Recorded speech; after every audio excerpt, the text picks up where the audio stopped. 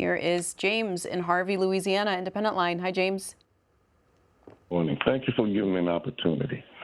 I want to go back to ancient history to the first time he spoke to the UN. And one of the most memorable things for me was when he started talking to them, as he appeared to still do, like he's at a rally, and he said, only I can do so-and-so. And they laughed in his face. I don't think he liked that kind of thing. The other thing about his speech to me was he doesn't seem to know his audience anymore. The audience at the UN is not his rally. It's not his people. These are elected and appointed and whatever. These are leaders of other countries that we need to work with. And he's lecturing to them about anything and everything that he feels bad about or disagrees with, such as the building and how it's operating and all of that trash. That may go over well with his rally, but not with world leaders. So he doesn't seem to be what he thinks he is, because he says things like, I don't really want to win the Nobel Peace Prize. But he goes there, instead of, if he had done what he said he had done, there would be at least 7 nations in there, or maybe 14 nations in there that would be rallying for him because he stopped their wars. It just doesn't make sense that he would go there, or it does make sense. He wasn't speaking to them. He was speaking to another audience that was not in that building. He was speaking to his supporters. And it's getting sad because one of his advantages used to be he was unpredictable. But I think people found out who he really is. All right, James, let's talk to Betty, a Democrat in Swampscott, Massachusetts. Hi, thank you for taking my call. We have a mad king. Anybody that could listen to Donald Trump speak and think he's normal is not normal himself.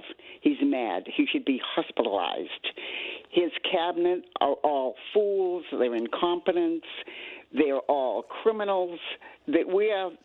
People are watching the fall of Rome and applauding it. This is terrible. Yesterday was absolutely the worst. And he stands in front of the world and tells them they're all crazy and he's wonderful. I just can't get over it. I can't get over it. What's going on in this country is just making me sick to my stomach.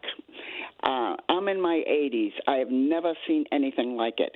And at the very beginning, when he first started coming down the escalator, people say, oh, they were after him. He spoke nothing but hate coming down the escalator. And everybody all knew him anyway. He was a racist. His father and him wouldn't rent to black people. He was a failed businessman. He was a crook. He didn't pay his... Betty, we're gonna stay with the speech and go to Jerry, a Republican in Washington State. Go ahead, Jerry. What did you think of the speech last night or yesterday? Hi, thank you for your call. Thank you for taking my call. I thought his speech was good. I think it was long overdue, actually. There's too many of these people been sitting there and they never have been called out. Need to happen. Okay. Let's take a look at another portion of the speech. This time it's about green energy and climate change. Here's what the president said. In 1982, the executive director of the United Nations Environmental Program predicted that by the year 2000, climate change would cause a global catastrophe. He said that it will be irreversible, as any nuclear holocaust would be. This is what they said at the United Nations. What happened? Here we are. Another UN official stated in 1989 that within a decade, entire nations could be wiped off the map by global warming. Not happening. You know, it used to be global cooling. If you look back years ago in the 1920s and the 1930s, they said, global cooling will kill the world. We have to do something. Then they said global warming will kill the world, but then it started getting cooler, so now they could just call it climate change, because that way they can't miss. It's climate change, because if it goes higher or lower, whatever the hell happens, there's climate change. It's the greatest con job ever perpetrated on the world, in my opinion. Climate change, no matter what happens, you're involved in that. No more global warming, no more global cooling. All of these predictions made by the United Nations and many others, often for bad reasons, were wrong. They were made by stupid people that have cost their countries fortunes and given those same countries no chance for success. If you don't get away from this green scam, your country is going to fail. And I'm really good at predicting things, you know. They actually said during the campaign they had a hat, the best-selling hat. Trump was right about everything. And I don't say that in a braggadocious way, but it's true. I've been right about everything. And I'm telling you that if you don't get away from the green energy scam, your country is going to fail. Also, for your awareness this morning, here's Fox News with the headline that Trump cancels the meeting with Schumer and Jeffries over, quote, ridiculous demands as funding deadline looms. That, of course, is the government funding deadline, September 30th. That's 6 days away. And that was a meeting set that has now been canceled. This is Paul, New York City, Independent Line. Good morning, Paul. Good morning. Thank you, Mimi, for taking my call. You played the clip that I thought was the most interesting, which was when he spoke about what the United Nations does is produce reports that then nothing happens.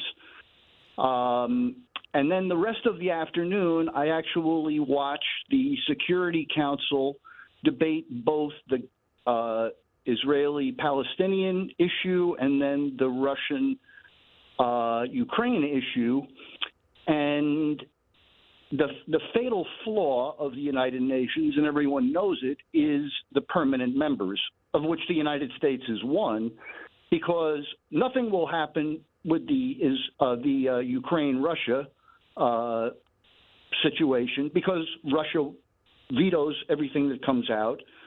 And that's he is right about that. It's all they do is write reports. They don't get anything done. So that's my comment. And this is Barbara in Whiting, Vermont, Republican. Good morning, Barbara. Hi. So I listened to the speech as well, and Donald Trump is honest. Donald Trump was not reading off a teleprompter because it broke. He speaks from the heart. And when he speaks about these other countries, he's being disappointed. He's being very diplomatic, even though it doesn't sound like it. They are going down the tubes. Like, they're all turning into this green energy, electricity and stuff. And as he said, they don't have air conditioners because electricity is too expensive. And I really think, C-SPAN, you do your audience a disservice by not talking about what he was saying, but he was saying it delicately. There's something called globalization that's taking place. The UN is a big part of it. So is the World Economic Forum. These are terms you never talk about on air, but open borders is part of it. If anybody in the audience looks at the news and knows anything about what's happening in Western Europe, they're being, I'll say, invaded by people from other countries who are taking over. They're desperate.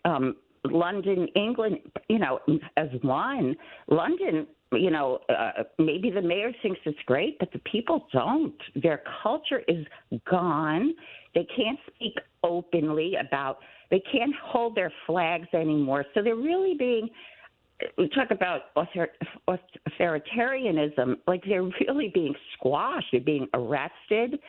So Trump was trying to be very diplomatic as he was trying to explain to the rest of, I guess, the world who's ever listening. It's not going well for them. And I really think I thank him for being our president because we're not in the same boat, and we could be. So there's two terms, globalization and World Economic Forum. Got it, Barbara.